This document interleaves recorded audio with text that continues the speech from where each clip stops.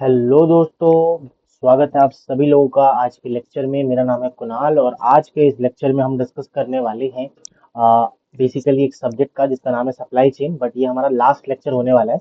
इससे पहले हमने सप्लाई चेन में ऑलरेडी 2 लेक्चर्स कवर किए थे जिसमें हमने बहुत सारे कंसेप्ट सप्लाई चेन के डिस्कस किया था। जैसे सप्लाई चेन क्या होता है, बाकी सारी चीजें जैसे नेटवर्क डिजाइन हो गया, सोर्सिंग क्या होता है, ट्रांसपोर्टेशन क्या होता है सप्लाई चेन के अंदर, बहुत सारी कंसेप्ट के बारे में हमने डिस्कस करा हुआ है पिछली वीडियोस में दो। और आज हमारा जो है ये लास्ट लेक्चर होने वाला है जिसमें हम पूरे सप्लाई चेन मैनेजमेंट वाला जो सब्जेक्ट है उसको कंक्लूड करने वाले हैं। ये सब्जेक्ट बहुत सारे सेमेस्टर एग्जाम से पूछा जाता है, तो इसलिए मैं ये सारे जो है सेमेस्टर ओरिएंटेड सीरीज के अंदर सारे वो सब्जेक्ट्स को कवर करना चाहता हूँ जो इंजीनियरिंग सेमेस्टर एग्जाम्स में ज्यादातर पूछे जाते हैं और कॉमन है। तो चलिए आज का वीडियो हम शुरू करते हैं। ये हमारा सप्लाई चेन का आखिरी लेक्चर होने वाला है और इसीलिए मैंने क्या किया है, आप लोगों के लिए एक छोटा सा मेरी तरफ से तोहफा है जो कि मैं आपको लास्ट में बताऊंगा। ठीक है, वो तोहफा बेसिकली आपको लास्ट में मिल जाएगा। तो तब तक आप बने रहिए। आज हम पढ़ने वाले हैं सप्लाई चेन मैनेजमेंट। नोट्स आपको दोस्तों डिस्क्रिप्शन में मिल जाएंगे, आप जो है एक्सेस कर सकते हो उसको। ठीक है, और बाकी बेसिकली आप टेलीग्राम चैनल ज्वाइन कर सकते हो, वहां पे जाके भी आप जो है नोट्स को एक्सेस कर सकते हो और बहुत सारे जो भी कंटेंट है उसको एक्सेस कर सकते हो। प्लीज शुरू करने से पहले वीडियो को लाइक कर दो जिससे मेरे को मोटिवेशन मिले बाकी और लेक्चर्स और सब्जेक्ट को कवर करने का, और आप तक ऐसे कंटेंट को मैं पहुंचाने का मेरे को ताकत मिल पाए। ठीक है, तो चलिए दोस्तों शुरू करते हैं हमारा आज का ये lecture of the supply chain, जो हमारा आखिरी लेक्चर है। कि हम इसमें पढ़ने वाले हैं दोस्तों सप्लाई चेन कोऑर्डिनेशन के बारे में। हमारा पूरा डिस्कशन आज के लेक्चर में सप्लाई चेन कोऑर्डिनेशन के बारे में होना चाहिए या फिर होगा। सप्लाई चेन कोऑर्डिनेशन दोस्तों क्या होता है, जब जितने भी स्टेजेस हैं दोस्तों हमारे सप्लाई चेन के अंदर वो एक साथ काम करते हैं जिससे वो जो है सप्लाई चेन का टोटल सप्लाई चेन का जो प्रॉफिटेबिलिटी है उसको मैक्सिमाइज कर पाए। तो तब हम क्या बोलेंगे, उसको सप्लाई चेन कोऑर्डिनेशन बोलेंगे। मैं एक बार पढ़ता हूँ। Supply chain coordination occurs when all stages of the supply chain work together to maximize the total supply chain profitability। ये सप्लाई चेन कोऑर्डिनेशन के लिए क्या जरूरी है? जरूरी दोस्तों हमारे पास ये है कि जितने भी स्टेजेस है सप्लाई चेन की, पहली बात तो मैं आपको ये बता देता हूँ कि हमारे सप्लाई चेन में क्या क्या स्टेजेस होते हैं। Supplier, manufacturer, distributor, retailer, customer, ये सारे हमारे स्टेजेस हमने पहले इसको देखा है। तो ये सारे स्टेजेस का जो है एक ऑब्जेक्टिव जो है वो इक्वल होना चाहिए, मतलब गोल जो है वो सेम होना चाहिए, अलाइंड गोल होना चाहिए कि हमें जो है टोटल सप्लाई चेन का सरप्लस मैक्सिमाइज करना है। और शेयर्ड इन्फॉर्मेशन होना चाहिए, मतलब इनके बीच में जो है इन्फॉर्मेशन का शेयरिंग होना जरूरी है, तभी जाके हम कोऑर्डिनेशन को अचीव कर पाएंगे। तो ये बेसिकली हमारी जरूरत है। सप्लाई चेन कोऑर्डिनेशन होता क्या है, उसकी रिक्वायरमेंट क्या है, और बेसिकली कौन से स्टेजेस, सारे स्टेजेस के अंदर हमें क्या चाहिए, कोऑर्डिनेशन चाहिए जिससे हम एक साथ काम करके हमारा मैक्सिमम टोटल सप्लाई जो है प्रॉफिटेबिलिटी सप्लाई चेन का वो बना पाए। अब अगर मान लो कोऑर्डिनेशन नहीं होगा तो क्या दिक्कत आएगी? अगर मान लो दोस्तों कोऑर्डिनेशन नहीं होगा, कोऑर्डिनेशन इज लॉस्ट, कब? जब हमारे पास कॉन्फ्लिक्टिंग ऑब्जेक्टिव्स हो, मतलब हर एक स्टेज का जो है वो चाहेंगे कि वो अपने आप को ही ऑप्टिमाइज करे। जैसे मैन्युफैक्चरर चाहेगा कि वो अपना जो है प्रॉफिटेबल बनाए, मतलब अपने सप्लाई चेन का प्रॉफिटेबिलिटी बढ़ाए। ठीक है, उसको घंटा फर्क नहीं पड़ेगा कि रिटेलर क्या कर रहा है, कस्टमर क्या कर रहा है, सप्लायर क्या कर रहा है, उसको अपने से मतलब है कि वो अपना जो है ऑप्टिमाइज करना चाहता है, अपना जो है प्रॉफिटेबिलिटी बढ़ाना चाहता है। अगर ऐसा रहेगा या फिर कॉन्फ्लिक्टिंग ऑब्जेक्टिव्स रहेंगे दोस्तों, तो उस केस में हमारे पास कोऑर्डिनेशन नहीं रहेगी। दूसरा, अगर मान लो इंफॉर्मेशन में डिस्टॉर्शन है, इसका मतलब मान लो कि for example supplier supplier basically क्या कर रहा है, सप्लायर को पता है मैन्युफैक्चरर जो है और डिस्ट्रीब्यूटर है। ठीक है, डिस्ट्रीब्यूटर ने क्या किया, बहुत डिमांड बढ़ा दिया कि भाई मेरे को बहुत ज्यादा सामान चाहिए मैन्युफैक्चरर को। अब मैन्युफैक्चरर को तो बोल दिया, बट सप्लायर को ये चीज पता ही नहीं है कि भाई उसको इतना डिमांड है तो मेरे को ज्यादा रॉ मटेरियल बनाना पड़ेगा। तो ये जो इन्फॉर्मेशन की गड़बड़ी है कि उसको पता ही नहीं चल रहा, दैट इज बेसिकली हमारे पास व्हाट, दैट इज बेसिकली दोस्तों हमारे पास सप्लाई चेन में डिस्टॉर्शन, इन्फॉर्मेशन का डिस्टॉर्शन हो गया। अब जो है अगर हर स्टेज अपने आप को ही ऑप्टिमाइज करना चाहेगा लोकली इंस्टेड ऑफ ग्लोबली, तो तब भी हमारे पास कोऑर्डिनेशन का दिक्कत आएगी। और the most visible symptom of poor coordination is bullwhip effect. ठीक है, अब ये बुलविप इफेक्ट क्या होता है वो तो देखेंगे ही, बट अगर मान लो हमारे कोई भी सप्लाई चेन के सिस्टम में कोऑर्डिनेशन नहीं है तो समझ जाना उसमें बुलविप इफेक्ट है। अब बुलविप इफेक्ट क्या होता है? बुलविप इफेक्ट ऐसे ऐसा फेनोमेना है जो कि अगर वह छोटा सा फ्लक्चुएशन अगर कस्टमर के डिमांड में होता है एट द रिटेल एंड, तो पूरा जो बेसिकली वो प्रोग्रेसिवली लार्ज फ्लक्चुएशन ले आता है हमारे जो है अपस्ट्रीम ऑर्डर स्टेजेस के अंदर। ठीक है, अगर मान लो कस्टमर की डिमांड थोड़ी सी इधर उधर हुई, कस्टमर की डिमांड थोड़ी सी इधर उधर हुई, तो सप्लायर, मैन्युफैक्चरर, डिस्ट्रीब्यूटर इन सब में ह्यूज ह्यूज जो है फ्लक्चुएशन हमारे पास आ जाएगा। यहाँ पे थोड़ा चेंज होगा, यहाँ पे बहुत ज्यादा चेंजेस हो जाएगा, ठीक है। तो वही बात है, small movement at the one and, huge movement at another and. तो आप देख सकते हो छोटा सा वेरिएशन हुआ कस्टमर में, मान लो थोड़ा सा वेरिएशन हुआ, देखो थोड़ा सा, देखो रिटेलर में कितना वेरिएशन हो गया, डिस्ट्रीब्यूटर में कितना वेरिएशन हो गया, मैन्युफैक्चरर में कितना वेरिएशन हो गया, देखो कितना हो रहा है हमारे पास, ठीक है। That is called demand variability, मतलब बहुत ज्यादा वेरी करना हमारा, फ्लक्चुएट करना, ठीक है। अपस्ट्रीम में, अपस्ट्रीम का मतलब होता है बाकी आगे के स्टेजेस में, आगे के स्टेजेस कौन सा, मैन्युफैक्चरर, डिस्ट्रीब्यूटर, सप्लाई, ये सारे स्टेजेस में हमारे पास जो है अपस्ट्रीम होते हैं, ठीक है। अब कॉजेज ऑफ बुलविप इफेक्ट क्या क्या है। पहली बात तो डिमांड फोरकास्टिंग अपडेट, इसका मतलब हर एक जो स्टेज है, बुलविप इफेक्ट क्यों होता है, क्योंकि दोस्तों जो हमारे पास डाउनस्ट्रीम का इंफॉर्मेशन है या फिर डिमांड है, वो आगे तक या फिर बेसिकली जो है अपस्ट्रीम तक पहुंच ही नहीं पाता है, ठीक है। तो डिमांड फोरकास्ट अपडेटिंग होता ही नहीं है, each stage update is forecast based on the order receive, ठीक है। तो बेसिकली जो ऑर्डर आया है उस हिसाब से हम बता देते हैं कि इतना ऑर्डर आया है, कोई डिमांड के बारे में बताता ही नहीं है, तो इस वजह से अचानक डिमांड आता है, तो बुलविप इफेक्ट हमें दिखने को मिलता है। ऑर्डर बैचिंग, मतलब कंपनीज जो है वो क्या करती है, कंपनीज को लगता है कि दोस्तों, कि कंपनीज को लगता है कि अगर वो मतलब बल्क में ऑर्डर करेगी सामान तो उसको थोड़ा चीप पड़ेगा, ठीक है। बट बल्क में ऑर्डर कर दिया, अब मान लो कि बल्क में ऑर्डर कर दिया बट डिमांड गिर गई, अचानक से डिमांड गिर गई, तो बल्क में ऑर्डर किया तो ये सामान क्या हो गया, वेस्ट हो गया। सामान वेस्ट हुआ मतलब क्या हुआ, लॉस हुआ। तो यही लॉस के चक्कर में ऑर्डर बैचिंग अगर करेंगे, मतलब company please on large batches instead of needed, क्या होगा, इंस्टीड एज नीडेड, मतलब उसको जरूरत नहीं है बट बैचेस में बल्क में मंगा लिया। अब क्या होगा कि सडन स्पाइक्स या फिर स्पाइक्स जैसे आप देख सकते हो, ये स्पाइक्स हमारे पास देखने को मिलेंगे। फिर price fluctuation, promotion, trade discount, ये सब जो है वो क्या करती है, बेसिकली हमारे पास स्पाइक सडन हो जाती है, डिमांड अचानक से बढ़ जाता है और बुलविप इफेक्ट का होने का चांसेस होता है। अब कभी कभी जब हमारा सप्लायर जो है वो लिमिटेड होता है बट बायर जो अचानक से बढ़ जाते हैं, मतलब खरीदने वाले ज्यादा हो जाते हैं और सप्लाई करने वाला कम हो जाता है, जैसे कोविड 19। कोविड 19 का एग्जाम्पल अगर मैं लेता हूँ, जो मास्क बनाते थे दोस्तों, मास्क बनाने वाले मान लो 10 कंपनी है, वो तो 10 कंपनी थे क्योंकि भाई उनका जैसा बिक रहा है वो तो नॉर्मल है। बट पैंडेमिक की वजह से मास्क का जो है बायर बढ़ गए, तो बट सप्लायर तो 10 ही है ना, सप्लायर तो 10 ही है। तो उस केस में भी हमारे पास क्या हो गया, यहाँ पे शॉर्टेज गेमिंग हो गया, शॉर्टेज गेमिंग का मतलब यहाँ पे बुलविप इफेक्ट आ गया। लॉन्ग लीड टाइम, मतलब अगर ज्यादा लीड टाइम, और लीड टाइम आपको मैंने बताया था, लीड टाइम का मतलब ऑर्डर देने के बाद डिलीवर होने तक का समय, that is called lead time. तो लार्जर सेफ्टी स्टॉक और वेरिएबिलिटी हमारे पास इधर होता है, अगर ज्यादा लीड टाइम होगा तो सेफ्टी स्टॉक हमें ज्यादा रखना पड़ेगा। लैक ऑफ इन्फॉर्मेशन शेयरिंग, वही बात है कि ईच स्टेज जो है वो अपने इमीडिएट कस्टमर को ऑर्डर को ही देखती है, एक्चुअल एंड कंज्यूमर एंड को देखती ही नहीं है। जैसे अगर सप्लायर है वो सिर्फ मैन्युफैक्चर का ऑर्डर देखेगा, वो बेसिकली रिटेलर का ऑर्डर नहीं देखेगा, तो वही बात होती है। अब आता है हमारे पास बुलविप मेजर, बुलविप कैसे मेजर कर सकते हैं, बेसिकली एक रेशियो होता है, sigma square standard division of orders upon में standard division of demand, sorry ये वेरिएंस ऑफ ऑर्डर्स अपॉन में वेरिएंस ऑफ डिमांड है, स्टैंडर्ड डिवीजन नहीं है क्योंकि सिग्मा स्क्वायर है। तो वेरिएशन ऑफ ऑर्डर्स अपॉन में वेरिएशन, वेरिएंस ऑफ डिमांड, अगर ये रेशियो ग्रेटर देन 1 होता है दोस्तों तो बुलविप इफेक्ट एग्जिस्ट करती है। अगर इसका जितना ज्यादा वैल्यू होगा ना इस रेशियो का, उतना ज्यादा डिस्टॉर्शन इन्फॉर्मेशन का हमारे पास रहता है। अब effect of lack of coordination of the performance, ये बेसिकली दोस्तों बुलविप इफेक्ट जो है वो हमारे पूरे एंटायर सप्लाई चेन को क्या कर देता है, तोड़ के रख देता है। कॉस्ट राइज होती है, सर्विस ड्रॉप होता है, रिलेशनशिप बेकार हो जाती है, ये सारी चीजें। तो बेसिकली परफॉर्मेंस में किस तरीके से इम्पैक्ट पड़ता है, पहली बात तो मैन्युफैक्चरिंग कॉस्ट, बनाने का जो कॉस्ट आता है वो बढ़ जाता है। रीजन क्या है कि हमारे पास हाई कैपेसिटी हमें चाहिए होती है, अचानक से अगर आ गया तो वेरिएबिलिटी को बचाने के लिए, एब्जॉर्ब करने के लिए हमें ज्यादा बनाना पड़ता है।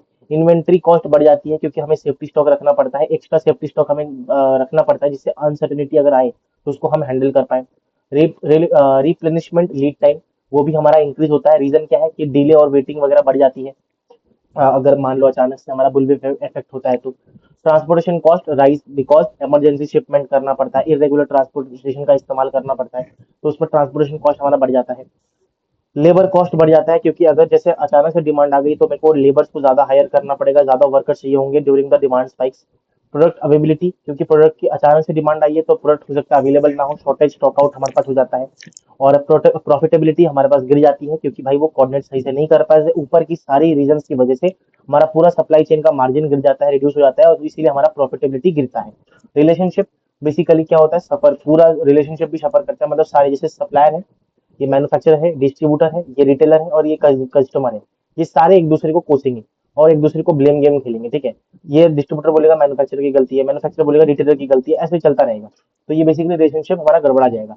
बुलविप इफेक्ट जो है वो बेसिकली इंक्रीज करता है टोटल कॉस्ट को, ये समय बता रहा हूँ, और इसीलिए वो रिड्यूस कर देता है हमारे कस्टमर सर्विस को, टोटल कॉस्ट को इंक्रीज करके।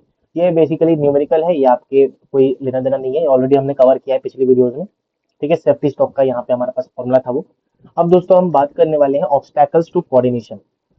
कोऑर्डिनेशन जो है हमारे सप्लाई चेन में, उसमें कुछ कोऑर्डिनेशन करने के लिए कुछ ऑब्स्टैकल्स होते हैं।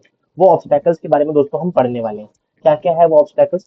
5 ऑब्स्टैकल्स होते हैं। एक होता है हमारा इंसेंटिव, एक होता है हमारा इंफॉर्मेशन, एक होता है हमारा ऑपरेशनल, एक होता है प्राइसिंग और एक होता है बिहेवियरल। ठीक है, एक एक करके देखते हैं। ये लिखा हुआ है, आप यहाँ पे देख सकते हो। सबसे पहला आता है हमारा इंसेंटिव ऑब्स्टैकल। ये क्या होता है कि अलग अलग स्टेजेस जो होते हैं उनके अलग अलग ऑब्जेक्टिव्स होते हैं, इस वजह से ये ऑब्स्टैकल की तरह काम करता है। वो चाहते हैं कि अपना local, each stage tries to maximise his own profit. वो पूरा सप्लाई चेन को नहीं देखते, वो चाहते हैं कि अपना भाई भला हो जाए, बाकी जो सप्लाई चेन के जो स्टेजेस हैं उनको घंटा फर्क पड़ता है।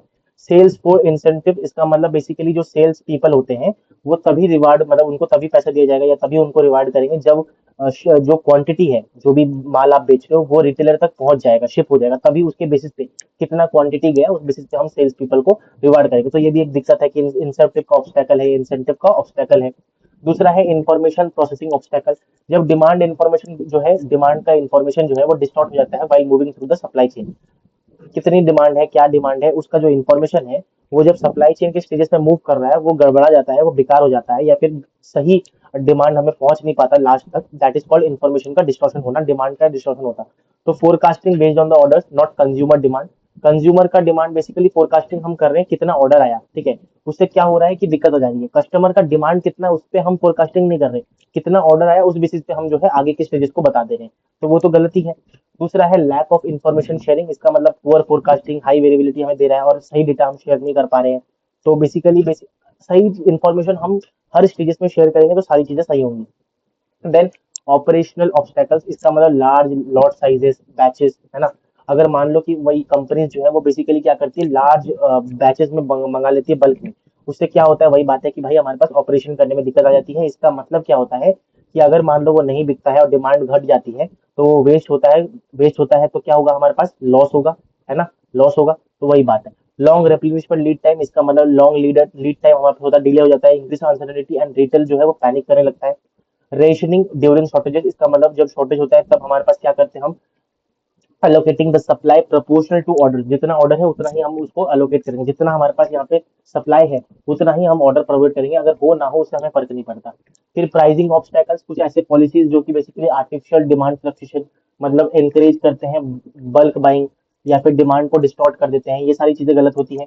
प्राइस फ्लक्चुएशन या प्रमोशन करके भी हम, जैसे मान लो बिग बिलियन डे आता है, उससे क्या होता है दोस्तों, हमारे पास सडन स्पाइक आ जाती है, बट सामान तो हमारे पास उतना ही है। नेक्स्ट हमारा फिफ्थ जो ऑब्स्टैकल है that is called behavioural obstacle, जो ह्यूमन बिहेवियर या फिर पुअर कम्युनिकेशन की वजह से होता है, जो कि कोऑर्डिनेशन को और ज्यादा खराब कर देता है, डिस्ट्रस्ट पैदा कर देता है सारे सप्लाई चेन के स्टेजेस के बीच में। और no one takes the ownership of system wide, कोई गलती होगा तो कोई उसका बेसिकली नहीं लेगा, उसका जिम्मा नहीं उठाएगा। और हर जो है लोकली जितने भी स्टेजेस है वो एक दूसरे को ब्लेम करते रहेंगे बस, ठीक है। याद रखने का तरीका ये बेसिकली आप है, छोटा सा चीज है। अब दोस्तों हम बात करने वाले हैं managerial levers to achieve the coordination. ये क्या होता है मैं आपको थोड़ा नीचे समझाता हूँ, क्योंकि मैंने यहाँ पे लिखा है इसको, ज्यादा अच्छे से समझ में आएगा। जैसे सेकंड, हाँ। तो managerial levers to achieve the coordination basically क्या है, एक तरीका है to reduce the bullwhip effect and improve the coordination. And managers जो है, जो सप्लाई चेन के मैनेजर्स हैं, वो ये कुछ टूल्स का इस्तेमाल करते हैं जिससे वो जो है बुलविप इफेक्ट कम कर पाए और कोऑर्डिनेशन को इम्प्रूव कर पाए। क्या क्या है वो तरीके? सबसे पहली बात है information sharing. Share the actual customer demand, inventory levels, forecast, production schedule, इन सबको आपको हर स्टेज में शेयर करना है, in every stage, in every stage आपको ये शेयर करना है। दूसरा दोस्तों बेनिफिट क्या होता है इससे, इंफॉर्मेशन शेयरिंग से बेटर फोरकास्टिंग कर सकते हैं, अनसर्टेनिटी रिड्यूस होती है। रिटेलर जो है वो बेसिकली पॉइंट ऑफ सेल जो है वो डायरेक्टली जो है उसका डेटा जो है वो डायरेक्टली शेयर करता है मैन्युफैक्चरिंग के साथ, तो ये सब हमारे पास फायदा होता है, एग्जाम्पल इसका। फिर दोस्तों आता है कोलैबोरेटिव फोरकास्टिंग। अभी तक हम फोरकास्टिंग हर एक स्टेज जो है अपना अपना फोरकास्टिंग कर रहा था, बट जब सारे जो सप्लाई चेन के स्टेजेस है वो एक साथ फोरकास्टिंग करेंगे इंस्टेड ऑफ इंडिपेंडेंट फोरकास्टिंग, तब उसको कोलैबोरेटिव फोरकास्टिंग बोलेंगे। इसमें एक फ्रेमवर्क आता है सीपीएफआर, कोलैबोरेटिव प्लानिंग फोरकास्टिंग रेप्लेनिशमेंट। मतलब रिटेलर और जो मैन्युफैक्चरर है फॉर एग्जांपल, वो जॉइंटली अपने इन्वेंट्री को प्लान कर रहे हैं या फिर फोरकास्टिंग कर रहे हैं, कोई भी काम कर रहे हैं, बेसिकली प्लानिंग कर रहे हैं, फोरकास्टिंग कर रहे हैं, रिप्लेनिशमेंट का चक्कर देख रहे हैं कोलैबोरेटिव बेसिकली वे में, तो सीपीएफआर में वो आ गए, मतलब कोलैबोरेटिव फोरकास्टिंग यहाँ पे कर रहे हैं।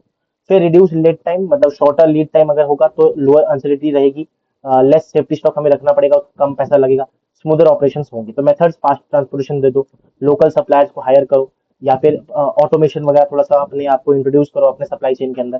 फिर आता है स्मॉलर बैच साइजेस। क्या होता है, encourage the frequent smaller order instead of large batch orders, ठीक है। फ्रीक्वेंट स्मॉल ऑर्डर्स बहुत बार कर लो, बट लार्ज बैच ऑर्डर मत करो। क्यों? क्योंकि लार्ज बैच ऑर्डर लॉस होने की चांसेस ज्यादा है। अपने प्राइसिंग को स्टेबलाइज करो, मतलब अवॉइड फ्रीक्वेंट डिस्काउंट और forward buying. Use everyday low pricing, मतलब ईडीपी एलपी, है ना। ईडीएलपी क्या होता है? एवरीडे लो प्राइसिंग, मतलब एक स्टैंडर्ड स्टेबल प्राइसिंग अपने आप को रखो। वॉलमार्ट जैसे एग्जांपल है, वो अपना रिलेटिवली स्टेबल प्राइसिंग रखता है। वही चीज को यहाँ पे एक्सप्लेन किया है कि बेसिकली क्या क्या हमारे पास मैनेजरियल लिवर्स होते हैं। अलाइन द गोल्स, मतलब रिमूव द कॉन्फ्लिक्टिंग ऑब्जेक्टिव्स को रिमूव करो। इंफॉर्मेशन डिस्टॉर्शन को रिड्यूस करो। अपने जो है वेरिएबिलिटी और जो डिलेज है उसको रिड्यूस करो। स्टेबलाइज करो ऑर्डर्स को, और बेसिकली कॉपरेशन, ट्रस्ट और पार्टनरशिप बिल्ड करो। कॉपरेशन वगैरह यहाँ पे लाओ अपने सप्लाई चेन के स्टेजेस के बीच में बेसिकली, ठीक है। अब ऊपर जाएंगे, बाकी का चीजें पढ़ेंगे। हमारे पास ये हो गया। नाउ कम्स हमारे पास achieving the coordination in practice. इसका मतलब क्या होता है? बेसिकली हमारे पास क्या क्या चीजें करनी चाहिए जिससे कोऑर्डिनेशन आ पाए। क्वांटिफाई द बुलविप इफेक्ट, मतलब हमारा बुलविप इफेक्ट कितना है उसको मेजर करो। फोरकास्टिंग एरर निकालो, ये हो गया हमारे पास क्वांटिफाई करना। वेरिएंस वगैरह निकालो। फिर हर एक बेसिकली टॉप मैनेजमेंट कमिटमेंट, इसका मतलब अपनी जो सप्लाई चेन है उसमें कोई लीडरशिप सपोर्ट लाओ। सीईओ हो गया, सीएसओ हो गया, वो सब आप लाओ जिससे एक लीडरशिप मेंटालिटी बने। फिर इन्वेस्ट करो रिसोर्सेज के ऊपर, मतलब इन्वेस्ट आईटी सिस्टम्स में, ट्रेनिंग वगैरह में, जिससे कोऑर्डिनेशन बढ़ पाए। Focus on communication with other stages, सारे साथ में कम्युनिकेट करो। ज्वाइन मीटिंग, शेयर डैशबोर्ड वगैरह मैंने आपको बताया था। हर स्टेजेस में कम्युनिकेशन बढ़ाना है। Achieve the coordination through out the supply chain, वही बात यहाँ पे लिखी हुई है। यूज द टेक्नोलॉजी इफेक्टिवली, जितने भी टेक्नोलॉजी टूल्स होती है सप्लाई चेन की, ईआरपी हम पढ़ेंगे, ईडीआई, आरएफआईडी, वो क्लाउड प्लेटफॉर्म, ये सारी चीजों को आपको इंक्लूड करना है। और बेनिफिट्स को इक्विटेबली शेयर करो, मतलब हर सप्लाई चेन की जो स्टेजेस है, पार्टनर्स है, उसमें ऑल पार्टिसिपेंट्स जितने भी हैं वो should benefit from this supply chain का जो भी प्रॉफिट हो रहा है, ठीक है। फिर दोस्तों आता है information technology in supply chain, मतलब आईटी का रोल क्या है सप्लाई चेन के अंदर। दोस्तों आईटी जो है, मतलब इंफॉर्मेशन टेक्नोलॉजी जो है, वो एक नर्वस सिस्टम की तरह काम करता है हमारे मॉडर्न सप्लाई चेन के अंदर। ये जो है information collection, analysis, sharing, making the coordination possible, basically हमारे पास वो सारा काम करता है जिससे कोऑर्डिनेशन सही हो पाए। इंफॉर्मेशन कलेक्शन, एनालिसिस, शेयरिंग, ये सारा चीज करता है हमारा कौन? आईटी। आईटी क्या करता है? डेटा को कैप्चर करता है, उसको प्रोसेस और एनालाइज करता है, फिर शेयर करता है जितने भी चीजेस है उसके जो S M D R C, इन सब में बेसिकली इंफॉर्मेशन को शेयर करता है, डेटा का शेयर करता है, और support decision at every level, ठीक है। क्यों आईटी हमें जरूरत पड़ती है? विजिबिलिटी के लिए, वेरिएशन ना आए या फिर वेरिएबिलिटी ना आए, बुलविप इफेक्ट ना हो, reduces the bullwhip effect, real time decision ले पाए हम, cuts the transaction and coordination cost, cost को भी रिमूव सॉरी रिड्यूस करने में हमारा काम आता है। अब आईटी का एक फ्रेमवर्क है जो कि बेसिकली माइक्रो प्रोसेस से बना है। ऑलरेडी हम इसको कवर कर चुके हैं दोस्तों। मैंने आपको जो फर्स्ट वीडियो है उसमें मैंने आपको समझाया था सीआरएम, आईएससीएम और SRM, that is customer relationship management, और एक होता है इंटरनल सप्लाई चेन मैनेजमेंट, और एक होता है सप्लायर रिलेशनशिप मैनेजमेंट। तो ये बेसिकली कस्टमर, और बेसिकली कस्टमर को देखा जाता है जिसमें कस्टमर के लिए जितना भी मार्केटिंग, सेल, ऑर्डर मैनेजमेंट वगैरह वगैरह होता है। आईएससीएम में हम इंटरनल जो है फॉर्म, कोई कंपनी में जितने भी ऑपरेशन होते हैं उसको देखा जाता है, जैसे स्ट्रेटेजिक प्लानिंग हो गया, डिमांड प्लानिंग हो गया। एसआरएम में हमारा सप्लायर रिलेशनशिप मैनेजमेंट होता है, manages the interface with the supplier, sourcing, design, collaboration, negotiation, buying, supply, collaboration. Already हमने कवर किया हुआ है ये, तो ये पहले वीडियो में आप उसको गो थ्रू कर सकते हो।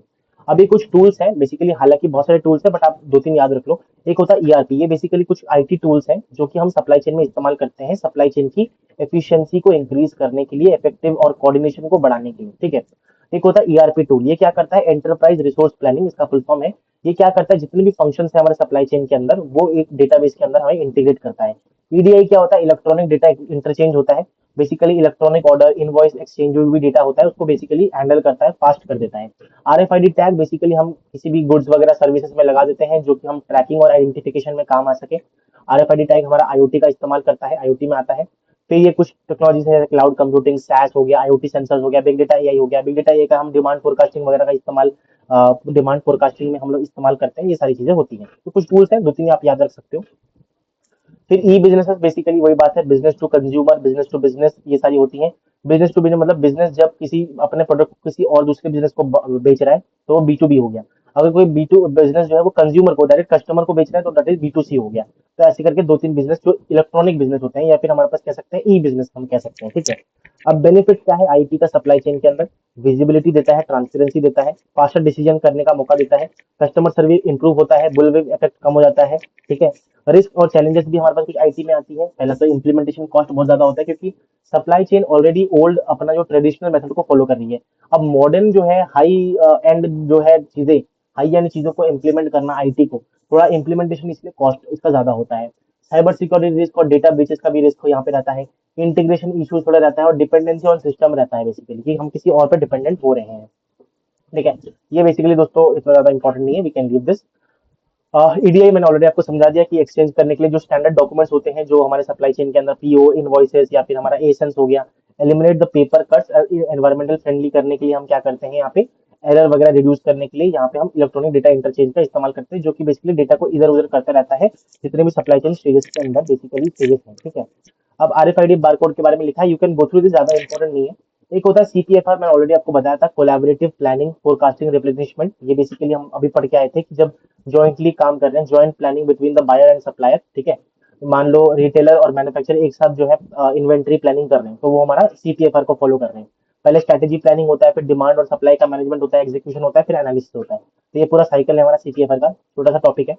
And then we have future trends of supply chain, IT का इस्तेमाल करके, आईओटी, एएमएल, ये सब आगे के जनरेशन में या फिर आगे के टाइम में सप्लाई चेन में हम ये सब चीजों का भी इस्तेमाल करेंगे, जिससे हमारा सप्लाई चेन का कोऑर्डिनेशन, एफिशिएंसी इंक्रीज हो पाए, रेस्पॉन्सिवनेस इंक्रीज हो पाए, है ना। तो ये सारी चीजें हैं। एंड दोस्तों यहाँ पे बेसिकली हमारे पास क्या है, एक रियल वर्ल्ड केस स्टडीज मैंने यहाँ पे डाल रखी है। कभी कभी दोस्तों मिड सेम एग्जाम्स में कभी कभी जो है ये पूछा जाता है case studies. You can go through this, बिल्कुल सिंपल है, दो तीन आप पढ़ लोगे, आप बना बना के लिख पाओगे। मैं एक्सप्लेन नहीं कर रहा हूँ, रीजन इंपॉर्टेंट नहीं है, जस्ट किसी किसी के पूछा जाता है इसलिए मैंने ऐड ऑन कर दिया है। अगर किसी को लगता है कि हाँ अब उनके एग्जाम्स में बेसिकली आ सकता है केस स्टडी, तो मैंने शॉर्ट में जितना लिख सकता हूँ लिख दिया है, आप उसको गो थ्रू करके अपने एग्जाम्स में इन सब पॉइंट्स को ऐड कर सकते हो। एंड दोस्तों इसी के साथ हमारा ये जो है लेक्चर और ये सब्जेक्ट यहीं पे समाप्त होता है। मैं उम्मीद करता हूँ दोस्तों आपको आज का जो लेक्चर है और आज का जो पूरा टॉपिक है वो समझ आया होगा। हमने आज पूरा सप्लाई चेन को यहाँ पे समाप्त किया है। एंड मैंने ट्राई किया है कि 3 लेक्चर्स में जितना भी मेन मेन कंसेप्ट है, मेन मेन टॉपिक्स है, उसको डिस्कस करूं और आप तक पहुंचाऊं, राइट। तो अगर दोस्तों आपके जो सेमेस्टर एग्जाम्स में उसमें इस वीडियोस का, इस वीडियो लेक्चर का कोई भी फायदा होता है दोस्तों, please hit the like button. अपने कमेंट सेक्शन में, इस कमेंट सेक्शन में प्लीज मेरे को बताएं कि हाँ आपका फायदा हुआ है, जिससे मैं भी जो है और ज्यादा मोटिवेशन के साथ आप लोगों के लिए कंटेंट और जो लेक्चर्स है और ज्यादा सब्जेक्ट्स को कवर कर पाऊँ। अब बारी आती है आप लोगों के लिए एक छोटा सा गिफ्ट। छोटा सा गिफ्ट तो कुछ नहीं है, बेसिकली बस एक छोटा सा हेल्प हो जाएगा, ये सप्लाई चेन का ही है। तो वो छोटा सा गिफ्ट ये है दोस्तों कि जो भी हमने अभी तक पढ़ा है 3 लेक्चर्स में, उसकी जो मोस्ट इंपॉर्टेंट क्वेश्चंस है वो मैंने एक पीडीएफ यहाँ पे ऐड ऑन किया है। सप्लाई चेन की जो मोस्ट इंपॉर्टेंट क्वेश्चंस है और की टेकअवेज जो हमें लेना चाहिए, जैसे साइकिल व्यू हमने पढ़ा था, ठीक है, पुश पुल व्यू पढ़ा था हमने, तो ये सारी चीजें। फिर माइक्रो प्रोसेस के बारे में ये मैं बता दिया था, वो डिसीजन फेजेस क्या होती हैं, ठीक है। ऐसे करके मैंने 15-20 क्वेश्चन जो है मैंने यहाँ पे डाल रखे हैं विद प्रॉपर आंसर्स। आप इसको गो थ्रू कर सकते हो और इसमें से कहीं ना कहीं मेरा चांसेस है कि अगर कोई सेमेस्टर एग्जाम दे रहा है उसमें कहीं ना कुछ क्वेश्चन इसमें से फंसेगा ही फंसेगा। तो basically you can go through this proper PDF. ये पीडीएफ जो है दोस्तों इसी वीडियो के नीचे जो एक ही सिंगल पीडीएफ होगा इस पर्टिकुलर लेक्चर का, उसके नीचे आपको जब आप डाउन जाओगे तो आपको क्वेश्चन बैंक मिल जाएगा। अब क्वेश्चन बैंक में सिर्फ आज के टॉपिक का क्वेश्चन नहीं है, पूरा सप्लाई चेन का आज तक जो भी हमने पढ़ा है उसका मिला के क्वेश्चन मैंने डाल रखा है। जो मोस्ट इंपॉर्टेंट 2 4 15 20 क्वेश्चन है वो मैंने आपको यहाँ पे ऐड ऑन करके दिया है, राइट। तो you can go through this, इसी वीडियो के नीचे जो डिस्क्रिप्शन में आपको लिंक मिलेगा ड्राइव का, वहां पे आपको क्वेश्चन बैंक और आज का वीडियो का नोट्स वो दोनों आपको यहाँ पे अवेलेबल हो जाएंगे दोस्तों, ठीक है। तो मैं उम्मीद करता हूँ दोस्तों आपको आज का लेक्चर पसंद आया होगा, आज का वीडियो पसंद आया होगा और ये मेरा जो सप्लाई चेन का सब्जेक्ट जो हमने यहाँ पे डिस्कस किया है वो आपको समझ में आया होगा और आपके सेमेस्टर एग्जाम्स में उसका फायदा मिला होगा आपको। तो यस, ऐसे इसी के साथ हमारा आज और एक सब्जेक्ट यहाँ पे समाप्त होता है और हम ऐसी और सब्जेक्ट्स को कवर करेंगे और सब्जेक्ट लाएंगे, है ना। तब तक के लिए प्लीज पढ़ते रहो और आगे बढ़ते रहो और please hit the like button, subscribe करो इस चैनल को और मिलते हैं अगले सब्जेक्ट में, अगले लेक्चर में। तब तक के लिए thank you so much, bye bye.